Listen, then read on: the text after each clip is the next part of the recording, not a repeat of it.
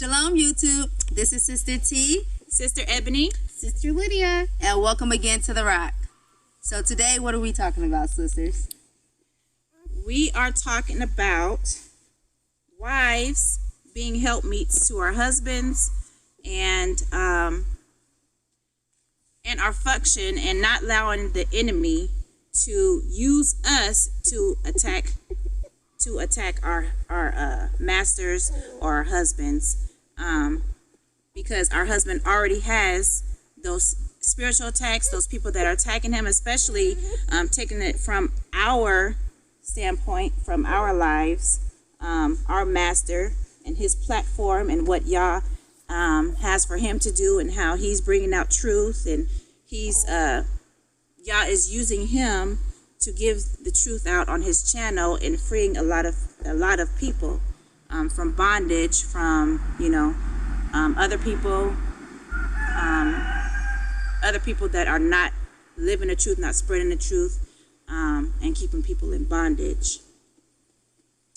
So it's really just about being a support to your master, to your husband, and being vigilant, watching out for those spiritual attacks. Is the enemy using you? Is the enemy using the children? Are you able to maintain the direction of the household according to your master or husband? Yes. So when we talk also about, spiritual attacks, we know the Bible says that as women, we are the weaker vessel. And so if men have a mission from Yah or a task given from Yah that they have to complete, and you are the weaker vessel, just like the enemy crept in on Eve, so shall he do the same with you. And a lot of times we think that we're experiencing some type of maybe emotions or frustration or just some sort of feeling or emotion we have inside, because if you have sisters, maybe my sister made me feel some sort of way, or maybe the way our master did something or spoke to me or something made me feel some sort of way, or corrected me in something made me feel some sort of way. And when you entertain that emotion, when you don't deal with it for what it is, receiving the correction as what it is and moving forward, or if you are holding on to these emotions and thoughts and feelings and bending your emotions, then at that point you are becoming a target of the enemy, to where he knows now he has access to your master's home through you, and use you to destroy or tear down everything or distract your master from his task.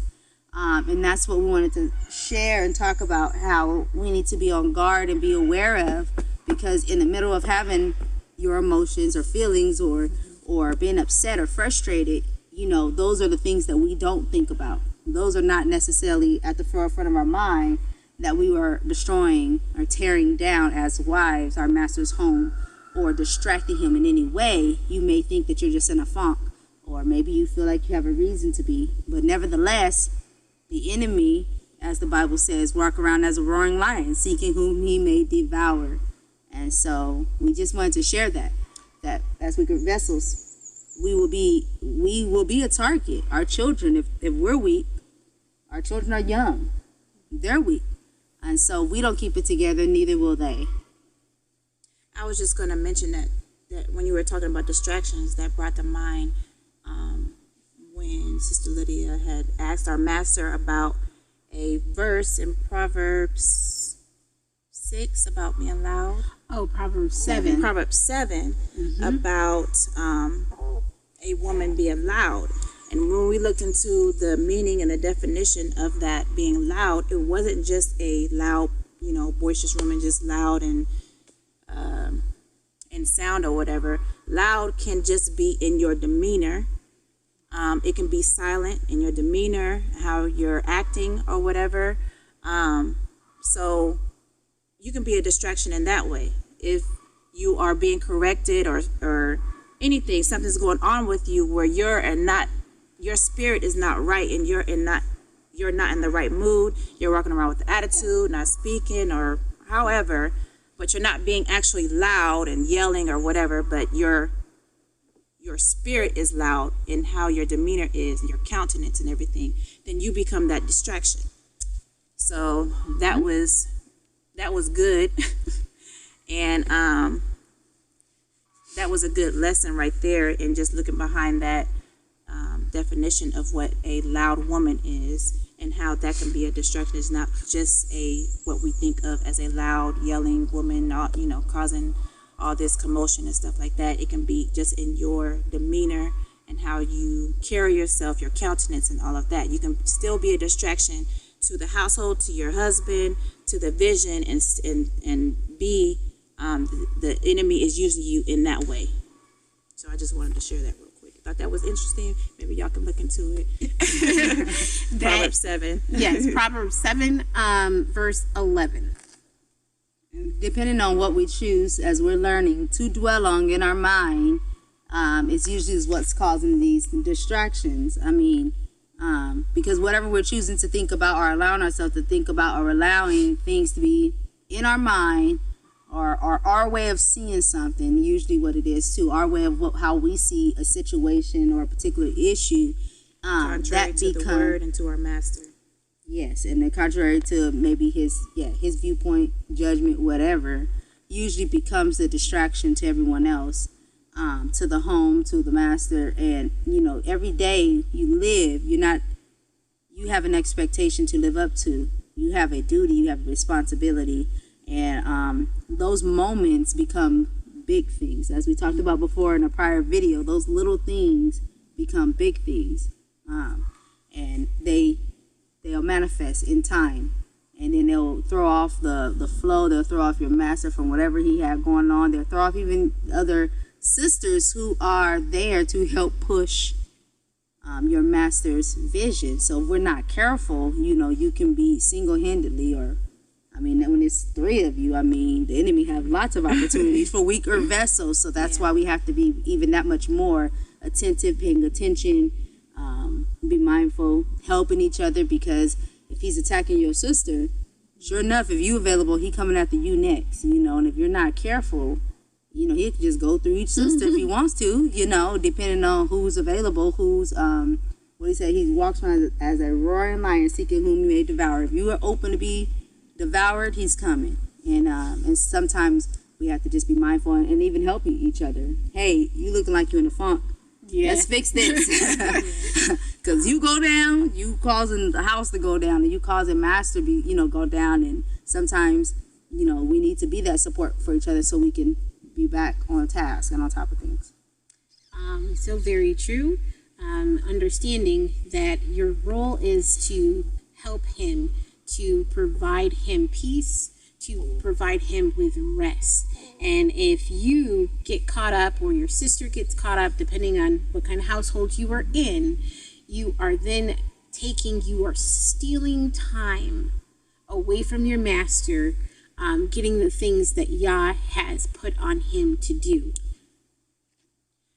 I was saying to the sisters right before we did the videos, there was something as we were talking, discussing what we're going to discuss on here, but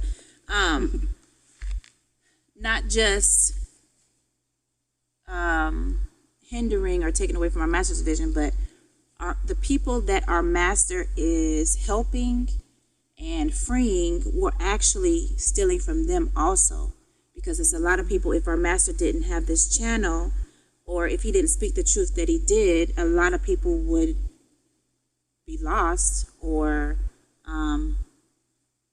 not able to seek for themselves the truth, not being able to see it from another point of view, or opening their minds or thinking for themselves, and being deceived. A lot of those people, they wouldn't have that chance, so to speak, because of our master's channel and who he reaches. And any other husband or master who has a vision and a purpose, there are people that he is going to be, that Yah is using them to speak to or to help, and to bring the truth to. So I just wanted to mention that also. So I just will say this last thing. Just understand the role that your husband or your master, whatever he chooses or wants you to call him, understand the role and the position that he has, and then understand your purpose, your position, and what you were there for. And make sure that stays at the forefront of your mind so that you do not forget and you are not drawn away from it. You're a wife, you're a helpmeet. A wife, you bring your husband peace. You're there to double his years. Support him in all that he's doing. And I'll say with that before we end too, and in those things, take time if you can to find out like what are those things, in what ways your master is using you or want to use you to bring him that life, that peace, that to double his years, and what things that you do that he finds that could be not doubling his years or causing him peace. You'll be surprised on the things that a man or a master would say that does not allow him to get peace. And that's through just lots of experience or asking our master's questions. Sometimes you will ask and he'll say something that you'll think is random, very small, like that took away your peace. I mean, it wasn't anything. You may feel that way because you may not see it as something big, but to him, it can be very, very huge. And we have been taught to what that things are little. This thing over here is little compared to this thing that's over here big. We've been raised that way, that some things are little and some things are big, but big and small is not defined by you yourself. Big and small is defined by the one who is over you, the one who you are working for, the one who are meant for, the one who rules you, the one who leads you. So, All right. that's it. We hope you found this helpful. We hope everyone has a blessed prep day, restful Shabbat. We hope you have a productive next week. All right, we bid you all shalom. Shalom. Shalom.